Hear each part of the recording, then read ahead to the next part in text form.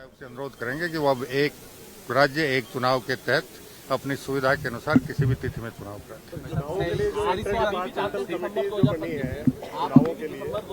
हैं। हम तो उसके लिए तैयार बैठे हैं, लेकिन आपने अगर राज्य निर्वाचन आयोग का बयान पढ़ा हो और अन्य पिछड़ा वर्ग आयोग का बयान पढ़ा हो तो दोनों का ये कहना है कि हमें मतदाता सूची तैयार करने में भी समय लगेगा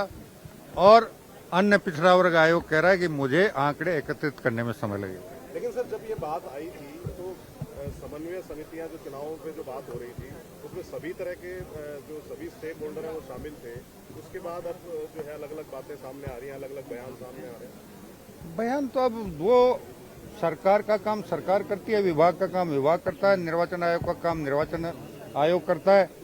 और अन्य पिछड़ा वर्ग आयोग का काम अन्य पिछड़ा वर्ग आयोग करता है। पहले उनसे उम्मीद यही थी कि वो हमें नवंबर के पहले सप्ताह तक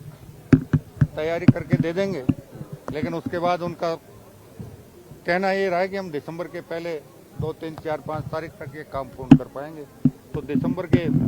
2, 3, 4, 5 तारीख तक अगर वो काम पूर्ण कर पाएंगे तो फिर कम से कम 35 दिन का समय चुनाव के लिए चाहिए।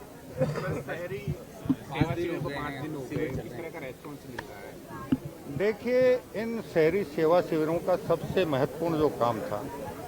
हमने पहली बार आर्थिक रूप से पिछड़े और मध्यम वर्ग को राहत देने का प्रयास किया। इसमें धनपतियों के लिए राहत का एक भी काम नहीं है और लोगों में बहुत उत्साह है।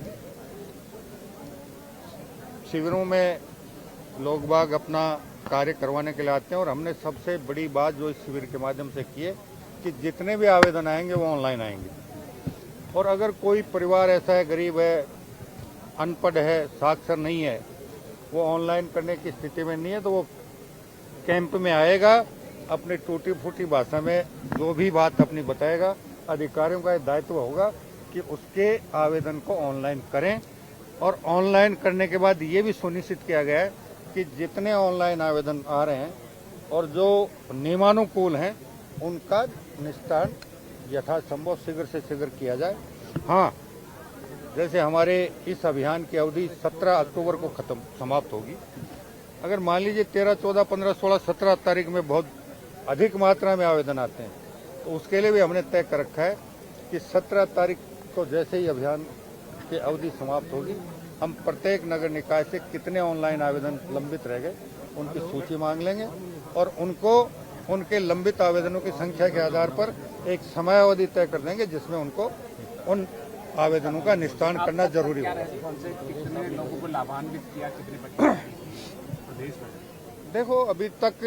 रोज शाम को जिस प्रकार की रिपोर्ट आ रही है, शुरुआती रुझान ठीक है। अब धीरे धीरे जनता को जैसे जैसे मालूम चल रहा है, लोग बाग ऑनलाइन आवेदन करने की दिशा में आगे बढ़ रहे हैं